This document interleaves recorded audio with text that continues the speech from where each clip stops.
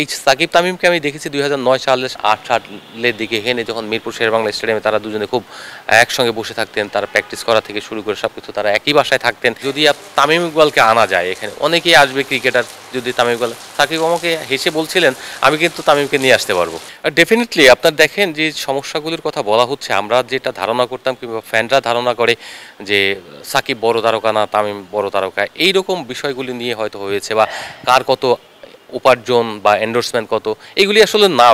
ফ্যাক্টটা হচ্ছে যে সম্পর্কের দূরত্বগুলি তৈরি হয় কোনো একটা ব্যক্তিগত জায়গা থেকে, হয়তো রেশারেশি বা অনেকগুলি কারণ থাকতে পারে।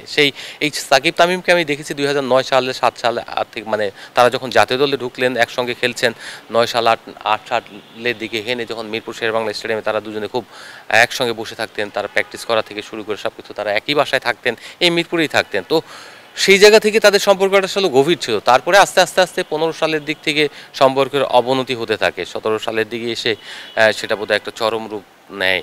তো এই যে অবনতি, কেন অবনতিটা হলো, এই অবনতিকে বাড়িয়ে দেওয়া মানে এটাকে রিডিউস করার জন্য তো আমি কিন্তু একটা কথা বলেছেন যে সবাই কথা বলতে চেয়েছে, আলাদা আলাদা কথা বলেছেন, আমাদের সঙ্গে সাকিবের সঙ্গে আলাদা কথা বলেছেন, আমার সঙ্গে আলাদা কথা বলেছেন, কিন্তু বাংলাদেশ ক্রিকেট বোর্ডের কর্তারা কিন্তু চেষ্টা করেননি দুজনকে মুখোমুখি বসিয়ে পাশাপাশি বসিয়ে একটা অ্যামিকেবলি বিষয়গুলোকে সলভ করা কিংবা মিটিগেশন করা, মানে লাঘব করা, কমানো, সেই কমানোর চেষ্টাটা কখনোই করেনি। যখন একটা জায়গায় মানে বোর্ডের যেখানে অভিভাবকের দায়িত্ব পালন করার কথা সেখানে তারা তা না করে তারা শুধুমাত্র ইন্ডিভিজুয়াল কথা বলেছে, তাহলে তো এই দূরত্বগুলি কখনো ঘোচানোর নয়।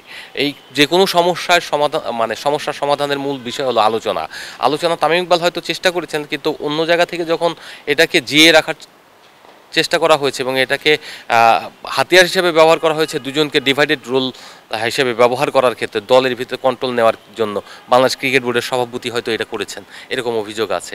এবং এই প্রশ্নটা আমিও রেখেছিলাম যে তাহলে কি এই যে আপনাদের মধ্যে যে দূরত্ব, এই দূরত্বটাকে কাজে লাগানোর জন্যই কি ডিভাইডেড রোল প্লে করা হয়েছে?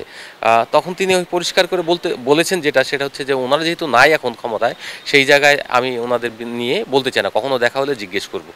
আপনার কাছে কি মনে হয় আসলে সাকিব তামিমের সঙ্গে কখনো যদি দেখা হয় একে অপরকে হাই হ্যালো বলবেন কি বলবেন না? এটা নিয়েও যদিও তামিম ইকবাল কথা বলেছেন, আপনার কাছে আসলে কি মনে হয়? ডেফিনেটলি বলবেন। আমি কারণ এদেরকে চিনি। আমি সাকিবের যখন নির্বাচন হয় তখন নির্বাচনের আগে, অনেক আগে, যখন নমিনেশন ফর্ম নেবে তারও আগে আমি গিয়েছিলাম একবার মাগুরাতে, আমার ফ্রেন্ডের বাসা আছে ওখানে, সঙ্গে সঙ্গে ওই একই জায়গায় সাকিবের সঙ্গে দেখা হয়েছিল এবং সাকিবকে বলেছিলাম যে তোমার নির্বাচনটা আরও বেশি সাকসেসফুল হবে যদি বা যেসব গুঞ্জন রয়েছে বা দূরত্ব রয়েছে সেগুলি যদি তামিম ইকবালকে আনা যায় এখানে অনেকেই আসবে ক্রিকেটার, যদি তামিম ইকবাল, সাকিব আমাকে হেসে বলছিলেন আমি কিন্তু তামিমকে নিয়ে আসতে পারবো।